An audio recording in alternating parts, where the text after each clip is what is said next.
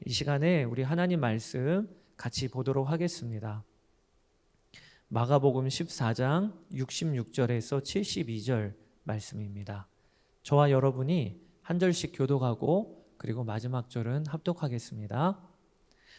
베드로는 아랫뜰에 있더니 대제사장의 여종 하나가 와서 베드로가 불 쬐고 있는 것을 보고 주목하여 이르되 너도 나사렛 예수와 함께 있었도다 하거늘 베드로가 부인하여 이르되 나는 내가 말하는 것이 무엇인지 알지도 못하고 깨닫지도 못하겠노라 하며 앞뜰로 나갈새 여종이 그를 보고 곁에 서 있는 자들에게 다시 이르되 이 사람은 그 도당이라 하되 또 부인하더라. 조금 후에 곁에 서 있는 사람들이 다시 베드로에게 말하되 너도 갈릴리 사람이니 참으로 그 도당이니라. 그러나 베드로가 저주하며 맹세하되 나는 너희가 말하는 이 사람을 알지 못하노라 하니 같이 읽겠습니다. 닭이 곧 두 번째 울더라. 이에 베드로가 예수께서 자기에게 하신 말씀 곧 닭이 두 번 울기 전에 내가 세 번 나를 부인하리라 하심이 기억되어 그 일을 생각하고 울었더라. 아멘. 저희가 한 달에 한 번 매월 첫 번째 목요일에 예수동행 청년 집회로 모이는 이유는 예수님과 동행하는 한 달을 또 결단하고 살다가 그러한 청년들이 또 함께 기도하며 서로 힘을 얻기 위하여 모이는 것입니다. 다른 집회와 예수동행 청년 집회와 다른 점이 있다면 저희는 분명한 목적이 있기를 예수님과 동행하는 것이 우리의 부르심을 분명하게 믿고 그리고 이번 한 달도 어떻게 신앙생활 하는 거야? 이미 나와 함께 계시는 예수님과 나도 동행하는 거지.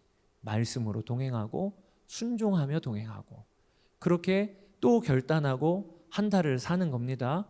그리고 한 달을 살다가 또 같이 모여서 서로 격려하고 그리고 기도해주고 그러면서 그 거룩한 청년들의 연합이 일어나기를 원하는 것입니다. 예수님과 동행하며 그리고 사는 삶에 어떨 때 낙심이 찾아옵니다.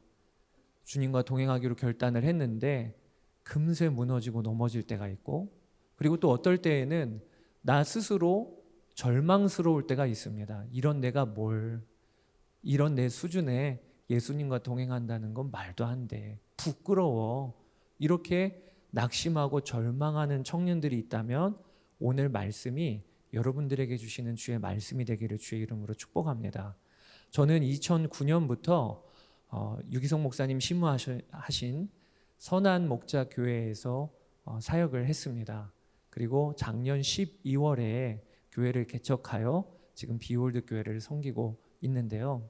제가 선한 목자 교회 사역을 시작할 때 참 인상 깊었던 것이 하나 있습니다. 그것이 매 예배 때마다 간증자를 세우는 거예요.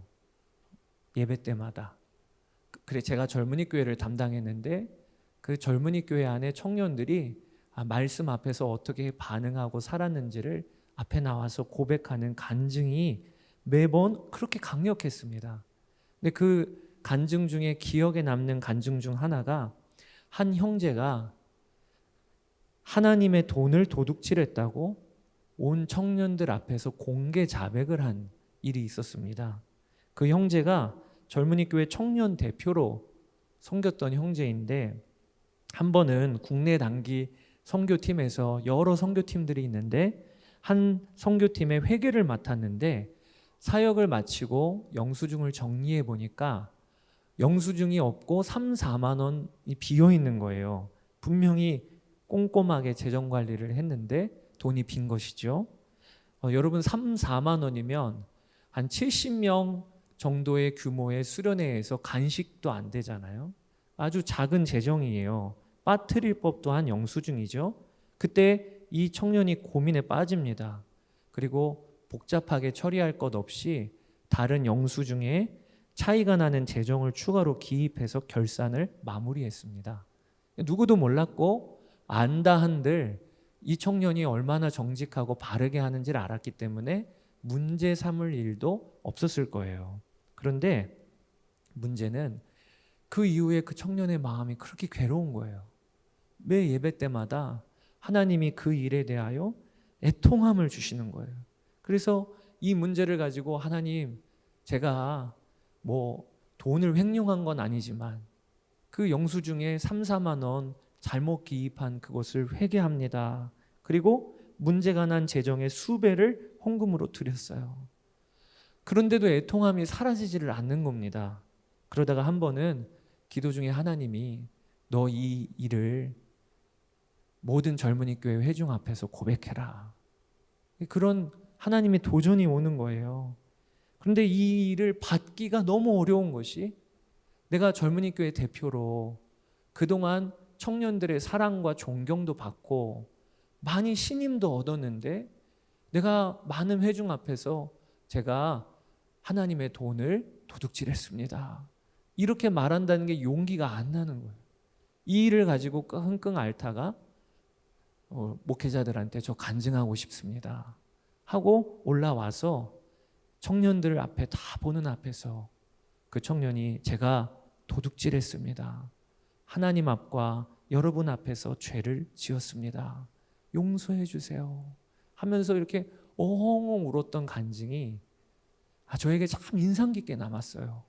제가 젊은이 교회 사역을 처음 부임해 왔을 그 해에 그러니까 야, 이게 무슨 일이야? 도대체 예배 때 이런 일이 벌어지는 건 어떤 역사야? 이런 생각이 들 정도이더라고요. 저게 십자가와 복음의 능력이라는 것이구나 라는 것을 예배 때 경험했어요. 여러분, 누군가가 자신의 허물과 실패를 드러내고 그것을 간증할 수 있는 것은요, 십자가를 만났다는 증거입니다. 왜 그런가? 십자가가 나의 실패와 허물을 다 씻어내셨잖아요. 그러니까 이것을 감출 것이 아니라 오히려 이런 난데 주님이 나를 사랑하셨어요. 이런 허물과 죄가 있는 자인데 그런 나도 주님이 나를 사랑하셨어요 라고 하며 드러낼 수 있는 것이 이 십자가 능력이라는 거예요. 오늘 이런 관점으로 본문 말씀을 좀 살펴보기를 원하는 것입니다. 오늘 본문은요, 너무 잘 아는 내용이에요. 베드로가 예수님을 3번 부인한 내용. 사실 베드로는요, 호언장담하기를 다른 이들은 다 예수님 버릴지언정 저는 절대 예수님 떠나지 않겠습니다라고 했었어요. 그게 바로 마가복음 14장 31절입니다. 베드로가 힘있게 말하되 내가 주와 함께 죽을지언정 주를 부인하지 않겠나이다. 근데 예수님은 이미 베드로가 예수님을 3번 부인하고 그리고 떠날 것을 아셨습니다. 그게 마가복음 14장 30절. 예수께서 이르시되 내가 진실로 내게 이르노니 오늘 이 밤 닭이 2번 울기 전에 내가 3번 나를 부인하리라. 그러니까 베드로는 이 본문 말씀 전에 그렇게 의기양양하기를 나는 예수님 버릴 일 없어. 내가 죽을지언정 예수님 끝까지 따라갈 거야. 그게 베드로가 호언장담했던 것이에요. 자기의 믿음의 수준을 진짜 몰랐던 것이죠. 그러다가 대제사장이 보낸 군인들이 와서 예수님을 끌고 갈 때 다른 제자들과 마찬가지로 베드로도 도망치기가 바빴습니다. 그리고 오늘 본문에 보니까 이름이 밝혀지지 않은 한 여종 앞에서 예수님을 모른다고 3번이나 부인한 내용이 오늘 본문 내용이에요. 이 일은요, 이 자리에 있는 누구라도 다 아는 내용이고 심지어는 교회 안 다니는 사람들도 베드로가 예수님 3번 부인한 제자야 라는 것을 아는 정도로 그렇게 유명한 이야기입니다. 근데 여러분, 이 본문에 우리가 한번 질문을 던져봐야 돼요. 어떤 질문이냐면 이 이야기가 성경에 어떻게 기록된 걸까요? 이 이야기가 지금 베드로는요, 주위에 베드로를 아는 이가 아무도 없어요. 다 제자들 뿔뿔이 흩어졌어요. 그리고 베드로가 혼자 예수님을 쫓아 그나마 대제사장의 뜰까지 들어간 겁니다. 그리고 베드로는 그 주위에 누가 베드로를 몰라요. 그 여종하고만의 대화예요. 내가 저 예수라는 자를 도무지 모르노라. 부인까지 하면서 저주까지 한 것은 그 여종와의 대화예요. 그런데 본인만 알았을 이 이야기가 어떻게 오늘 성경에 기록된 걸까요? 그거는 딱 한 가지 답이 나오는 거예요. 그게 무엇이냐? 베드로가 스스로 밝힌 겁니다. 그러니까 오늘 우리가 너무나도 잘 아는 예수님을 3번 부인한 이 이야기는 사실은 베드로의 간증입니다. 그 베드로의 간증이 오늘 본문에 실려 있는 거예요. 여러분, 초대교회는요, 지금 우리들처럼 성경책 없었어요. 구전으로, 그리고 이 말과 말로 전달을 했습니다. 그런데 초대교회에는요, 흩어져 있는 모든 기독교 공동체들이 베드로 사도가 예수님을 부인했다는 것을 다 알았습니다. 그 증거가 뭐냐면 사복음서에 다 기록된 거예요. 마태, 마가, 누가, 요한복음에 모든 복음서에 기록되어져 있는 사건들은 흔치 않아요. 오병이어 정도가 이 복음서에 기록이 되어 있어요. 그런데 이 베드로가 부인한 이야기 사복음서에 다 기록되어 있어요. 이게 뭘 의미하는 거냐면 베드로는요, 어디를 가나 자기 이야기를 하고 다녔다는 거예요. 어떤 이야기냐? 내가 예수님 3번이나 모른다고 부인한 자입니다. 대제사장의 집에서 여종 앞에 저주까지 하면서 나는 예수님을 모른다고 부인한 자가 저입니다 라고 간증을 하고 다녔기 때문에 사복음서에 다 기록된 거예요. 오늘 특히 마가복음을 우리가 읽었는데 마가복음은요, 저자 마가가 베드로의 제자입니다. 베드로의 제자. 근데 이 베드로의 제자인 마가가요, 오늘 본문에 보면 얼마나 자세하게 이 사건을 기록을 하고 있는지 여종을 만난 장소가 아랫뜰이었다고 얘기하고 있어요. 아랫뜰. 66, 67절에 베드로는 아랫뜰에 있더니 대제사장의 여종 하나가 와서 베드로가 불 쬐고 있는 것을 보고 주목하여 이르되 너도 나사렛 예수와 함께 있었도다. 아랫뜰에 있다가 여자가 와갖고 알아보니까 베드로가 도망을 칩니다. 어디로 도망을 치냐? 앞뜰로 도망을 쳐요. 그래서 이어지는 68절에 베드로가 부인하여 이르되 나는 내가 말하는 것이 무엇인지 알지도 못하고 깨닫지도 못하겠노라 하며 앞뜰로 나갈세. 베드로는 걸린 거예요. 그러니까 장소를 옮겼는데 마가는 그 장소까지도 자세하게 기록을 하고 있어요. 여러분, 마가가 누구라고요? 베드로의 제자. 아니, 제자에게 할 말이 있고 안 할 말이 있지. 그렇죠? 나름 스승이잖아요, 베드로가. 그리고 베드로는 초대교회 수장이었어요. 초대교회의 수장이라고 하는 것은요, 수많은 이들이 그래도 그 베드로의 말 한마디 한마디가 그렇게 중요하게 와닿을 수 있는 교회 대표자였다는 거예요. 그랬던 초대교회 수장 베드로가 자신의 제자에게 자신이 예수님을 부인한 이야기를 그렇게 자세하게 기록을 하고 있는 거예요. 어떻게 보면 굳이 이렇게까지 말하지 않아도 되는 것이잖아요. 이렇게까지 밝히지 않아도 되는 것이잖아요. 그런데 우리는 그렇게 베드로의 간증을 읽고 있는 거예요. 여러분, 어떻게 이럴 수 있냐는 거예요. 자신의 수치, 또 자신의 실패, 이것을 성경에 아예 기록을 해놔서 이것을 2000년이 지난 우리도 읽게끔 하는 이 일을 왜 그렇게 했냐는 거예요. 이게 뭘 말해주냐는 거예요. 오늘 이 밤에 우리가 붙들 복음의 능력, 십자가의 능력이 무엇이냐?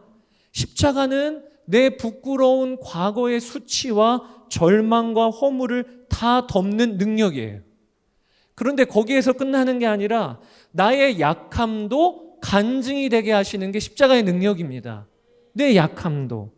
왜? 나를 품으신 하나님의 사랑이 그렇게 크니까. 이런 난데 이런 나도 용서하시고 사랑하시는 그 하나님의 사랑이 나의 수치 때문에 더 밝게 드러나니까, 나의 약함 때문에 더 놀랍게 드러나니까, 그러니까 이것도 우리의 간증이 되게 되는 거예요. 여러분, 세상은요, 자신의 약함, 부끄러운 수치 드러내면 안 된다고 가르칩니다. 그렇죠. 무한히 경쟁하는 이 시대에, 그런 사회에 약함이 드러나면 어떻게 되는 거예요? 그러면 먹히는 거예요. 그러니까 약하다고 드러내면 안 돼요. 부끄러운 수치 밝히면 안 돼요. 그러나 문제는 누구라도 다 약해요. 누구라도 다 수치스러운 과거가 있어요. 기억하기도 싫고 쓴물이 올라오는 나의 부끄러운 모습이 있어요. 이거를 드러내면 안 되니까 세상을 사는 불신자들의 마음은 늘 불안한 거예요. 두려워요. 밝혀지면 안 되니까. 그런데 여러분, 십자가를 만난 사람은 완전히 다릅니다. 어떻게 다르냐? 자신의 연약함, 부끄럽고 수치스러운 나의 모습 드러나도 문제가 없어요. 왜냐하면 감출 게 없어요. 왜냐하면 그것이 드러나면 나를 사랑하신 주님의 사랑이 증거될 뿐입니다. 이게 성도들의 고백이요 찬양인 거예요. 세계적인 음악가, 기독교 음악가 데니스 저니건이라고 하는 분이 있습니다. 근데 이 데니스 저니건이 기독교 가정에서 태어나서 신앙교육을 아주 잘 받으면서 성장을 했습니다. 어렸을 적부터 교회에서 피아노 치는 것을 즐겨했고 남다른 음악적인 재능을 갖고 있었어요. 그래서 어렸을 때부터 작곡을 하고 곡을 만들기도 하고 그랬던 그에게 5살이 되던 아주 어렸을 그때 어려움이 찾아왔는데 한 남성에게 성추행을 당한 것입니다. 그날의 기억이 이 데니스 저니건에게 아주 마음 깊이 남았어요. 한 남성이 나를 성추행했어요. 그리고 그 이후로 심각한 성정체성 혼란을 겪습니다. 남성인데 마음에 이성에 대한 마음이 아니라 동성에 대한 마음이 막 일어나는 거예요. 그에게는 그를 잡아주는 가족이 있었고 특히 기도를 많이 하시는 신실한 할머니가 계셨습니다. 그래서 자신 안에 동성애적인 유혹과 싸우면서 믿음의 길을 걷고자 노력을 했어요. 그러다가 청년이 되었을 때 그가 들어간 학교에서 그 학교 상담사와 상담을 할 일이 있었습니다. 자신의 은밀하게 감추었던 이야기를 그 상담사한테 이야기를 해줬어요. 근데 그 남성인 상담사가 얼마나 친절하게 대해주던지 그래서 그에게 마음이 쏟아지고 그리고 그에게 의지하는 마음이 생겼습니다. 그런데 어느 날 그 상담사가 자신이 동성애자라고 밝힌 거예요. 그게 너무 큰 충격이 되었습니다. 그리고 그 이후로 곱비 풀린 망아지처럼 이 데니스 저니건이 청년의 시절에 욕망을 쫓아 살기 시작을 합니다. 동성애자들을 매일 만나고 그들과 성관계를 지속을 합니다. 그러면서도 교회를 떠나지를 않았어요. 왜냐하면 그를 붙잡아주는 가족, 기도해주는 할머니가 계셨기 때문에 그렇죠. 그러다가 어느 날 그가 한 집회에 참여했다가 하나님을 만납니다. 그가 하나님을 만난 과정이 이래요. 찬양 인도자가 찬양을 부르다가 갑자기 찬양을 멈추고 예언과 같은 말을 하나 하는 거예요. 그게 무엇이냐면 여기 있는 사람 중에 하나님께 마음속에 숨기고 있는 것이 있습니다. 하나님은 당신이 숨기고 있는 것을 보십니다. 그렇게 찬양을 멈추고 선포를 하는 거예요. 근데 이 데니스 저니건이 그 소리를 듣다가 하나님이 나에게 주시는 말씀이라고 직감했어요. 여러 청년들이 있었지만 이건 나에게 주시는 말씀이야 라고 하는 마음이 들었어요. 그리고 나서는 뭐라 설명할 수 없는 무게감이 들고 두려움이 들었다고 했습니다. 그리고 그 다음 강단에서 울려오는 소식에 그가 고꾸라졌어요. 뭐라고 그 찬양 인도자가 그 다음에 이어갔냐면 하나님이 당신이 숨기고 있는 것을 아십니다. 그러나 여전히 당신을 사랑하십니다. 이 이야기를 듣자 그가 갑자기 그 자리에서 고꾸라집니다. 하나님이 내 마음의 깊은 곳을 헤아리시는데 내가 얼마나 성적으로 타락하고 방황하고 있는지를 주님이 보시는데 그런데 그런 나를 향하여 하나님이 사랑하신다. 그리고 그날 저녁에 예배를 드리다가 그가 환상을 봐요. 십자가에서 예수님이 내 죄를 위하여 골고다 언덕길을 올라가시는 환상을 봅니다. 그게 마음에 품어지면서 그에게 소리가 들려요. 나오라 라는 소리가 들려요. 나오라. 그리고 그 집회에서 예수님을 인격적으로 만납니다. 그리고 그가 동성애적으로 흔들렸던 그 삶에서 돌이키기 시작해요. 얼마 후에 데니스 저니건이 학교에서 멜린다라는 여인을 만납니다. 그리고 그녀와 결혼을 해요. 자녀를 9명 낳습니다.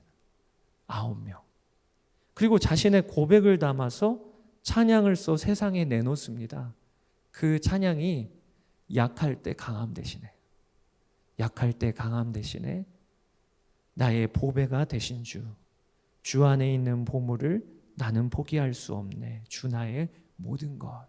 그리고 예수 어린 양, 존귀한 이름, 예수 어린 양, 존귀한 이름.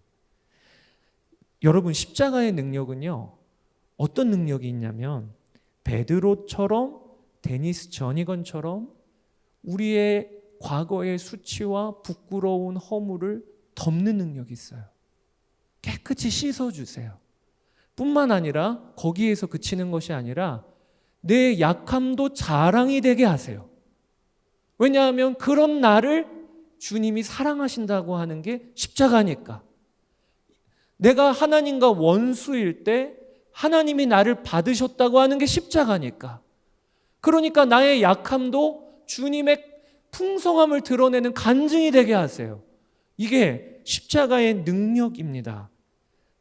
바울이 고린도 교회에 편지를 쓰면서 고린도전서 2장에 참 놀라운 선언을 해요. 그게 뭐냐면 성령님이 우리 안에 오시면 우리 안에 일어나는 변화 중에 하나가 뭐냐면 받은 은혜를 깨닫게 하신다는 거예요. 그게 고린도전서 2장 12절이에요. 제가 읽을게요. 우리가 세상의 영을 받지 아니하고 오직 하나님으로부터 온 영을 받았으니 이는 우리로 하여금 하나님께서 우리에게 은혜로 주신 것들을 알게 하려 하심이라.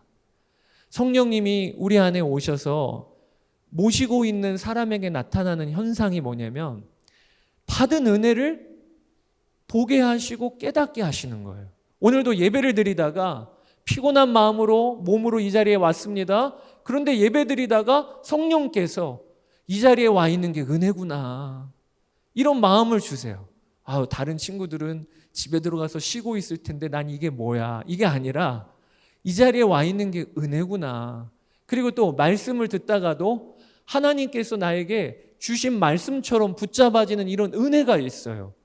세상의 영은 없는 걸 보게 해요. 난 이것도 없고 저것도 없고 저 사람이 가진 것은 풍성해 보이는데 나는 너무 초라해 보이고, 그런데 우리 안에 계신 성령께서는 내가 받은 걸 보게 하세요. 하나님의 자녀가 되었고 예수 그리스도의 십자가로 구원받았고 하나님 나라 백성 되었고 그리고 예배 드릴 수 있고 그리고 하나님 앞에 걸어 다닐 수 있는 건강한 몸이 있고 이런 은혜를 보게 하세요. 이게 성령께서 우리 안에 계실 때 일어나는 현상이거든요. 그런데 여러분, 중요한 게 있어요.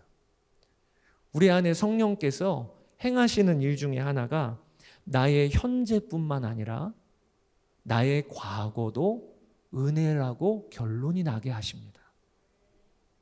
이게 오늘 여러분과 꼭 나누고 싶은 말씀이에요. 여러분, 과거는요, 돌릴 수 없잖아요.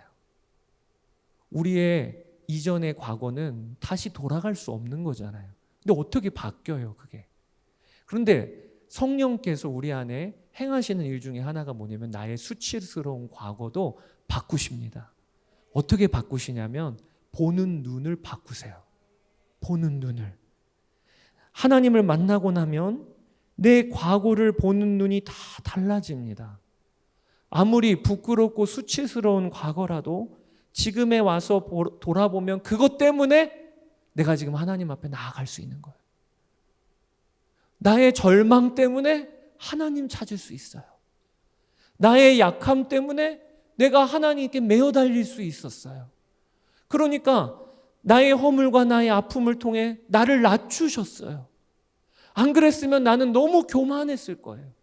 그런데 나의 수치와 허물 때문에 나를 낮추셔서 하나님 앞에 무릎을 꿇게 하시고 그리고 나의 연약함 때문에 하나님을 의지하게 하셨다라고 하는 게 이게 내 과거를 보는 눈이 바뀌는 역사예요. 그렇게 보니까 내 부끄러운 과거나 수치도 은혜야, 은혜. 은혜야. 하나님을 알게 하신 은혜야. 붙잡게 하신 은혜야. 이게 우리 안에 일어나는 변화예요. 성경에 있는 인물들이 그런 역사들이 얼마나 많았는지 대표적인 게 요셉입니다.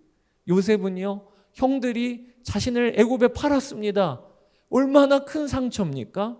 얼마나 큰 아픔입니까? 그런데 요셉이 나중에 뭐라고 고백하냐면, 형들이 나를 팔았던 것이 하나님이 그 일을 행하셔서 우리 가족을 다 살리시려고 나에게 인도하신 인도하심이라고 그가 고백하고 있어요. 과거를 보는 눈이 달라진 거죠.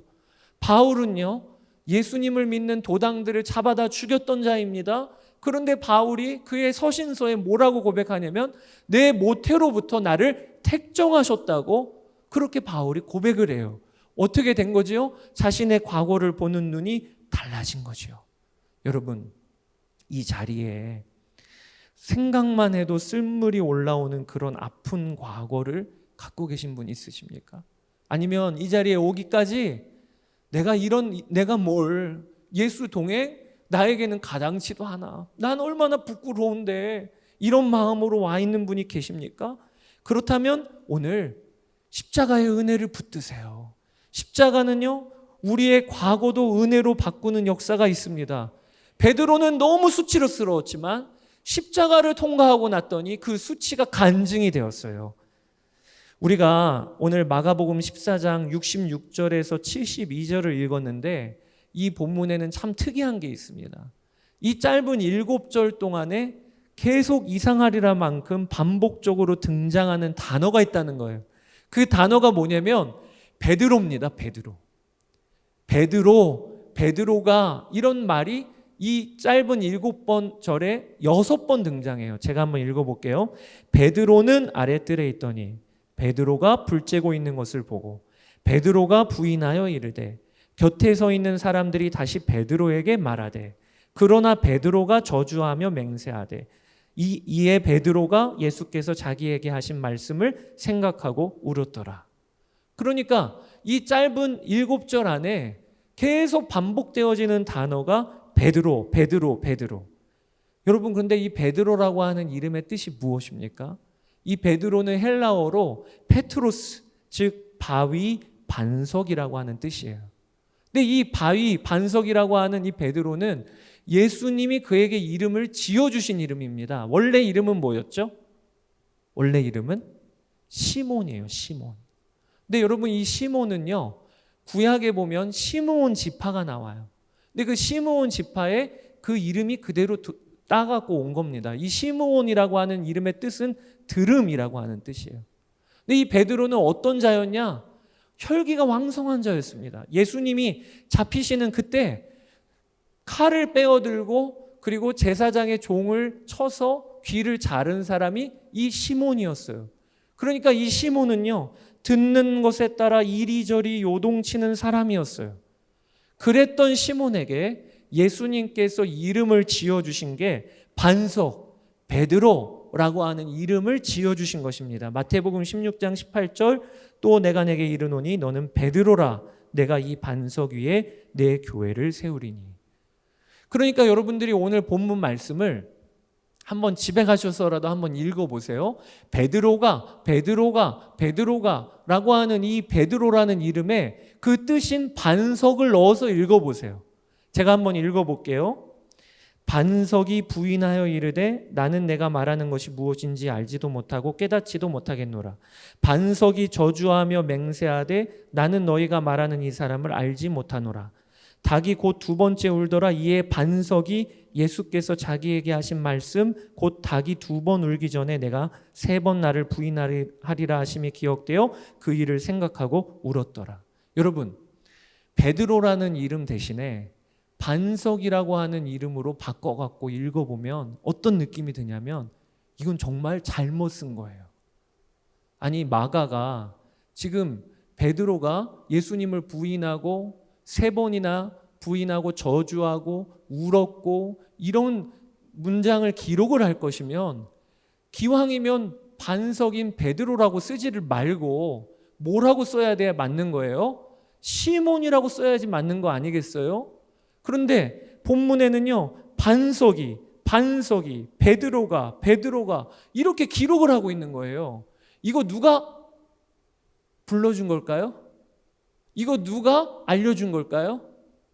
그의 스승인 베드로가 자기가 그날 저녁에 일어났던 일을 얘기해 주면서 내가 시몬이라고 얘기를 안 하고 뭐라고 얘기한 거예요? 베드로가 이렇게 이야기를 한 거예요. 여러분, 이게 뭘 말해주는 겁니까? 베드로는 정말 믿은 거예요. 뭘 믿은 것이냐면 예수님을 3번이나 부인하는 나이지만 그 순간에도 우리 주님은 나를 뭐라고 불러주신 거예요? 베드로라 라고 불러주셨다는 걸 정말 그가 알고 믿었던 거예요. 그래서 그날을 기록을 할 때에도 시몬이라고 기록을 하지 말고 뭐라고 기록을 하라? 베드로라 라고 기록을 하고 한 거예요. 그러니까 이건 베드로의 신앙의 고백인 거예요. 어떤 고백이냐면 그렇게 내가 주님을 부인하고 내가 주님을 저주하고 있었던 그 순간에도 나를 향하여 보시는 주님의 눈은 무엇이냐면 시몬이 아니라 뭐라고요? 베드로야. 너는 베드로라. 내가 이 반석 위에 내 교회를 세우리라라고 하신 그 주님께서 이름을 붙여주셨던 그 이름 그대로 부인하고 절망하고 쓰러졌던 그 순간에도 주님이 나를 향해 보시는 눈은 바뀐 적이 없어 라고 하는 것을 베드로가 간증하고 있는 겁니다.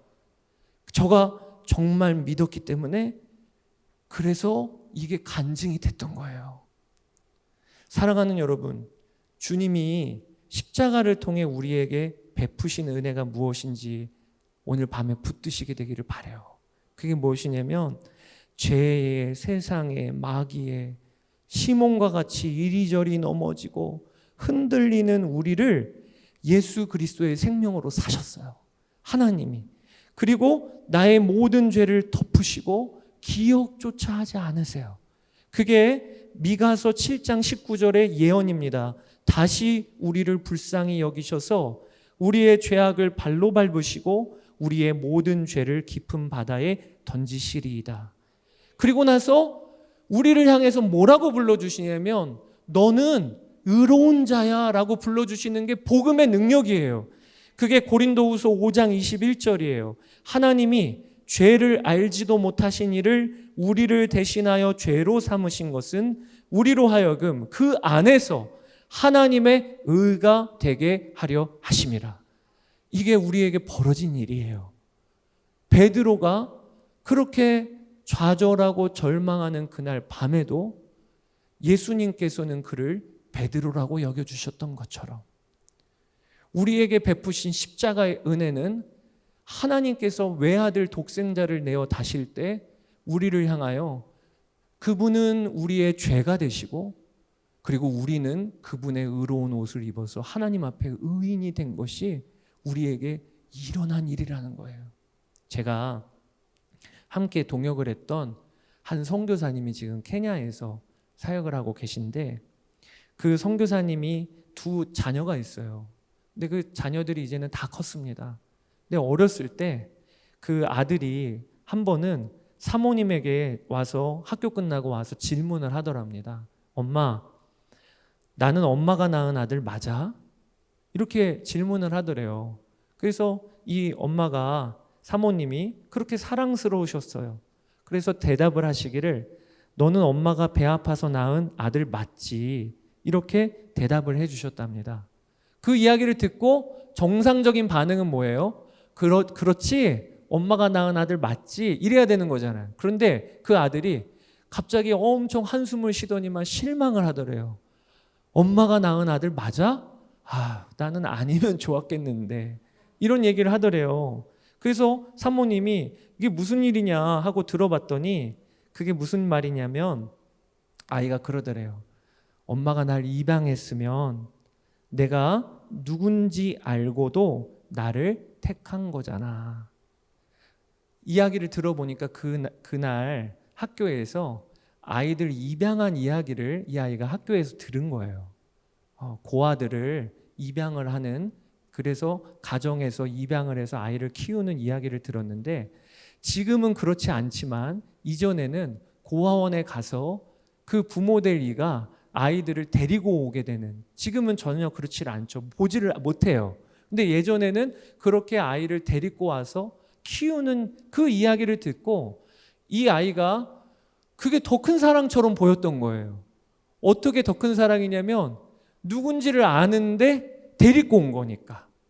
다 보고 나서 데리고 온 거니까 입양이 더 큰 사랑이라고 보였던 거죠. 그래서 그 아이의 입장에서 나는 엄마가 입양한 아이였으면 좋겠는데 이렇게 이야기를 해요.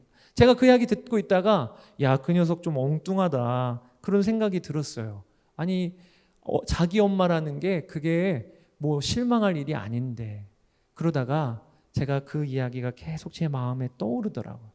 모습을 다 아는데 그런 나를 자녀 삼으신 게 아이에겐 더 큰 사랑이라고 보이는 게 정말 그렇더라고요.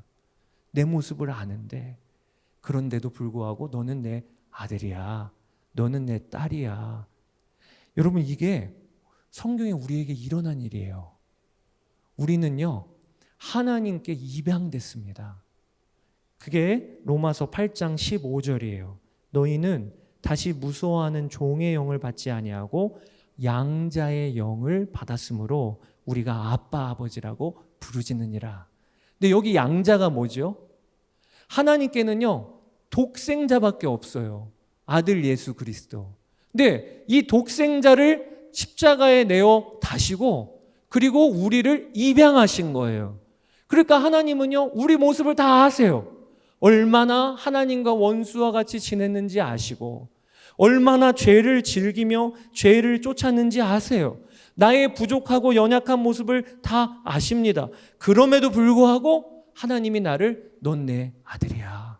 너는 내 딸이야 라고 입양하신 겁니다. 그리고 그거의 대가로 뭐를 치르신 거죠? 자신의 독생자를 치르신 거예요.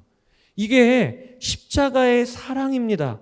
그러니까 이걸 만나고 나면 이런 나를 사랑하신 하나님의 사랑 때문에 내 부끄러운 수치가 뭐가 문제가 되겠어요? 나의 부끄러운 과거가 뭐가 문제가 되겠어요? 하나님이 다 품으셨는데 하나님이 그런 나임에도 불구하고 너는 사랑하는 내 자녀야 라고 이야기를 하시는데 그러니까 오늘 우리가 그것마저도 우리의 간증이 되는 거예요. 베드로처럼. 그러니 여러분 오늘 이 밤에 아셔야 돼요. 베드로는요 그 모습이 흔들리지 않는 사람이어서 베드로가 아니에요. 주님이 베드로라고 말씀을 해주셨으니까 그래서 그가 베드로가 된 거예요. 그것에 아멘하고 그 하나님의 사랑을 인정하고 그것에 내가 아멘하며 받으니까 그가 흔들리지 않는 자로 설 수 있었던 것이죠. 오늘 우리에게도 그 일이 일어나게 되기를 바랍니다. 우리도요 너는 내 자녀야. 너는 베드로야 라고 하시는 주님의 선언이 우리의 정체성인 거예요. 내가 부끄럽고 추한 과거 혹은 흔들리고 넘어지는 삶을 살다 왔더라도 오늘 예배의 자리에 나온 우리를 향해 주님은 너는 내 교회를 세울 베드로야 라고 이야기해 주시는 그것이 우리의 정체성인 거예요. 그리고 그 위에 서 있을 때 베드로가 되듯이 우리도 하나님이 세우십니다. 저는요 제 간증을 좀 한 가지 드리고 그리고 오늘 기도하는 시간을 가지면 좋겠는데 제가 가장 화려하고 재밌어야 할 청년 시절에 사실은 잿빛 하늘 아래 사는 것처럼 정말 어두운 터널을 경험을 했어요. 19살 때 저희 아버지가 사고를 당하셨습니다. 한 2m 높이에서 이렇게 낙상을 하셨는데 머리로 떨어지시는 바람에 목뼈가 부러지시고 그리고 호흡을 못 하셔서 한 5분, 6분 정도 호흡을 못 하시는 바람에 식물인간이 되셨어요. 꼼짝 못하고 그대로 내사 상태로 누워 계신 지가 18년을 누워 계시다가 8년 전에 하나님 나라로 가셨습니다. 제가 고등학교 3학년 되던 해에 저희 아버지가 그렇게 식물인간이 되시고 저희 집안은 하루아침에 풍지박산이 났어요. 가장이 쓰러지니까 집안의 모든 일이 다 정지가 되더라고요. 일하는 아버지가 일을 못하니 경제적으로도 어렵고 모시고 살던 할머니, 할아버지 다 이제 고향으로 내려가시고 어머니는 아버지 옆에서 병간호 하시느라 이제는 집에 들어오지를 못하시고 근데 그때 제가 고등학교 3학년 때였어요. 수험생으로 공부는 해야 하는데 아버지가 언제 깨어나실지, 그리고 아버지의 모습을 보면 얼마나 마음이 아픈지, 이렇게 마음을 잡기가 너무 어려운 시기를 그 대학교 들어가기 시점에 보내게 되었습니다. 한 번은 내 안에 일어나는 이 혼란을 어떻게 감당할 수가 없어서 하루 종일 방문을 걸어 잠그고 정신병 난 것처럼 이불을 뒤집어 쓰고 소리를 질러댄 날이 있었어요. 이러다가 미치는 거구나, 이런 생각이 들 때가 있었어요. 그러면서도 집안에서는 가장으로, 그리고 신학생으로 사역을 하면서 겉으로는 아무렇지 않은 척, 괜찮은 척 살았던 그게 저였어요. 저는 감리교 신학대학교에 99학번으로 들어왔는데, 제가 신학교에 들어와서 어떤 마음의 병이 있었냐면 누구를 만나기가 너무 두려운 거예요. 그리고 공황장애로, 그래서 쉬는 시간만 되면 그렇게 두려워 떨어. 그래서 친구들과 대화하기가 무서워서 저 백준영 기념관 1층 화장실에 몰래 들어가서 부들부들 떨다가 또 수업 시간 되면 들어가서 겨우 수업 듣고, 점심 시간에는 이 채플은 아니에요. 옛날 그 웰치 채플이라고 있는데 그 웰치 채플에 장의자에 누워 있다가, 그래서 동아리 회장한테 걸려갖고 너 여기 왜 누워 있냐, 밥도 안 먹고 우리 같이 예배라도 드리자. 그래서 가입한 게, 제가 동아리 가입을 했는데 그 이후로 한 번도 가보지도 못했던 그런 청년 시절을 보냈었어요. 그런데 그런 저를 나라가 부르더라고요. 군대 오라고. 제가 어떤 상황인 줄 알았으면 그 부를 일이 아닐 텐데, 그래서 군대에 들어가게 됐습니다. 근데 여러분, 군대에 그런 상태로 갔으니까 어떻게 됐겠습니까? 가자마자 주목받기 시작했어요. 관심사병으로. 쟤 진짜 일레래야. 왜냐하면 눈에 초점이 없고, 그리고 그렇게 푹 죽어 있으니까. 그러니까 선임병들이 중대장한테 신고를 했습니다. 곧바로. 쟤 이상해요. 가만두면 안 될 것 같아요. 전방부대라서 위험한 상황이 될 것 같아요. 그래서 군대 들어가자마자 의무대로 제가 들어가서 거기에서 보호, 관찰, 격리를 당했습니다. 의무대는요, 아픈 사람만 가는 게 아니더라고요. 그렇게 관심사병 격리용으로도 쓰이더라고요. 제가 의무대에 가서 아무것도 안 하고 그냥 하루 종일 누워 있는 거예요. 근데 제 옆에 같이 들어온 동기 사병이 누워 있는데 걔도 만만치 않은 애였어요. 제 옆에서 대소변을 못 가리더라고요. 그래서 같이 누워 있는데 대소변을 막 못 가리니까 제가 그 옆에 누워 있다가요, 마음에 내 인생은 끝났다. 내 인생은 이대로 끝이야. 그렇게 생각하면서 시작했던 게 저의 군 생활입니다. 그랬던 저였는데 얼마 지나지 않아서 그 부대 안에 군종 목사님이 저에게 연락을 주셨어요. 그래도 감리교 신학대학교를 다니고 있는 신학생이라고 저한테 연락을 해서 너 군종병으로 좀 섬겨보지 않겠니? 그래서 군종병으로 들어가게 됐어요. 알고 봤더니 나중에 연대장님이 얘 사고 치레니까 목사님 좀 받아주세요, 이랬던 거라는 걸 나중에 알았죠. 그런데 그 목사님이 저에게 얼마나 많은 사랑을 베풀어 주시는지 몰라요. 보통은 군종 장교가 군종병원과 함께 일을 하면 어떻게 보면 목사와 전도사와의 관계잖아요. 그러니까 요구하는 일을 못하면 꽤나 답답하기도 하고, 그리고 아주 혼도 내셔야 그게 당연한데, 이 목사님은 저를요, 군종병이 아니라 양으로 대해 주셨어요. 병든 양으로. 그래서 지극정성으로 저를 관리를 해 주시더라고요. 한 번은 아버지가 지금 병원에 계시니? 저희 아버지는 늘 병원과 집을 오가시니까 아니요, 저희 아버지 지금 퇴원하셔서 집에 계십니다. 그렇게 대답을 드린 그날이 저희 가정 신방일이 되었어요. 목사님이 가는 길 2시간, 오는 길 2시간 차를 운전하셔서 저희 아버지 신방을 해주시더라고요. 그 저를 데리고 아버지 보게 해주시고, 그리고 어머니에게 왕락이 군생활 잘하고 있습니다. 걱정하지 마세요. 그게 저희 가정의 신방일이 되었어요. 그렇게 저를 지극정성으로 섬겨주시더라고요. 그러면서 제 안에 어느 날 잘하고 싶은 거예요. 그 목사님께 잘하고 싶은 거예요. 그래서 아침에 일어나는 시간, 그리고 근무하는 일, 저에게도 힘이 생기기 시작하더라고요. 그리고 목사님께 칭찬받고 싶은 거예요. 그래서 저에게 주어진 업무들을 하나씩 하나씩 최선을 다해 해나가기 시작했어요. 그러다가 나중에는 군대에 오는 우리 가족들한테 칭찬을 받기 시작했어요. 세상에 전도사님이 설거지를 다 해놨어. 세상에 전도사님이 대청소를 하기를 얼마나 깨끗하게 했는지를 몰라. 이런 칭찬을 받으면서 제 안에 힘이 생기더라고요. 그러면서 6개월이 지나니까 정상이 되기 시작했어요. 그리고 1년쯤 지나고 났더니 그 다음부터는 부대 안에서도 근무하는 일, 그리고 여러 일들에 대해서 전혀 문제가 없게 되기 시작했어요. 한 번은 이 목사님께서 참 특별한 일이 있었는데, 손님이나 위문 공연이 부대에 많이 오지 않습니까? 그러면 이 손님들, 그 다음에 위문 공연팀이 오면 그분들이 다 공연을 마치고 돌아가시는데 배웅을 나가는 거예요. 저하고 같이.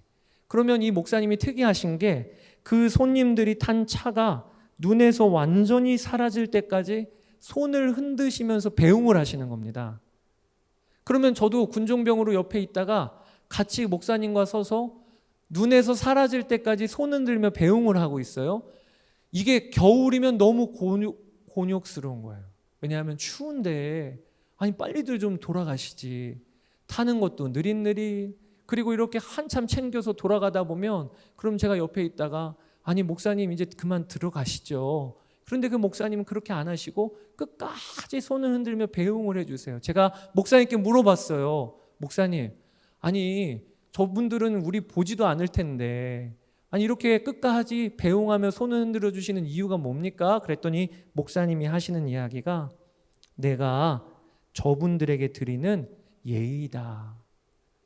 귀한 시간 내서 이 부대까지 방문을 해 주었는데 우리가 할 수 있는 게 이런 예의라도 저분들께 다 쏟아야 되지 않겠니? 이렇게 저를 가르쳐 주셨었어요.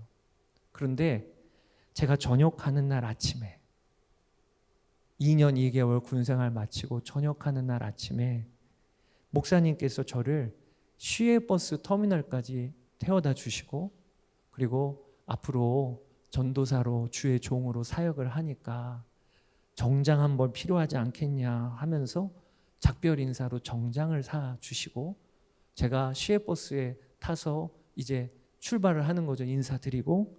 그런데 여러분 어떻게 되는지 아세요? 제가 타는 버스가 눈에서 사라질 때까지 그 목사님이 저를 향해서 손을 흔들어 주고 계셨어요. 제가 그 버스를 타고 집으로 돌아오는 한 2시간 동안에 내내 펑펑 울었어요. 아마 전역하면서 그렇게 우는 군인은 저밖에 없었을 거예요. 제가 왜 울었느냐, 그 목사님의 사랑도 감동이었지만 그날 버스 안에서 주님이 저에게 말씀을 주셨어요. 어떤 말씀을 주셨냐면 저는 제 짧은 청년의 시기에 몇 년 동안 그렇게 우울하고 공황장애로 그리고 관심사병으로 내 인생은 가치가 없어. 내 인생은 끝이야. 이렇게 결론을 내고 있었는데 하나님이 그날 버스 안에서 왕나가 너 봤지? 너는 내 존귀한 나의 자녀야. 너는 나의 종이야. 라고 하는 그 감동을 버스 안에서 주셨어요. 그리고 저는 제 대학 생활이 완전히 바뀌었습니다. 그리고 나서 대학교 생활하는 일이 그렇게 행복하게 저의 청년 시절이 바뀌었어요. 주님께서 저를 베드로라고 불러주셨어요. 수치스러운 저였고 부끄러운 저였는데 주님은 저를 향하여 너는 나의 교회를 세울 베드로야 라고 불러주셨어요. 그것 때문에 저는 오늘 이 자리에 있는 거예요. 여러분들은 어떠십니까? 여러분들도 한번 되돌아보세요. 여러분들을 하나님께서 한 사람 한 사람 너는 베드로야 라고 여기시기 때문에 이 자리에 있는 거예요. 그렇게 여러분들을 붙잡고 계시기 때문에 이 자리에 있는 거예요. 그게 우리의 정체성입니다.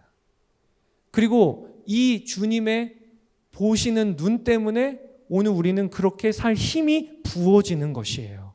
이 자리에 예수님을 믿어도 여전히 내 과거의 수치와 아픈 상처가 괴롭히는 분들이 있다면 십자가를 붙드세요. 내 과거 다 덮였습니다. 예수님이 나를 너는 베드로야. 내가 내 교회를 이 반석 위에 세울 거야. 이게 우리의 정체성입니다. 그렇게 서시는 여러분 되시기를 주의 이름으로 축복합니다.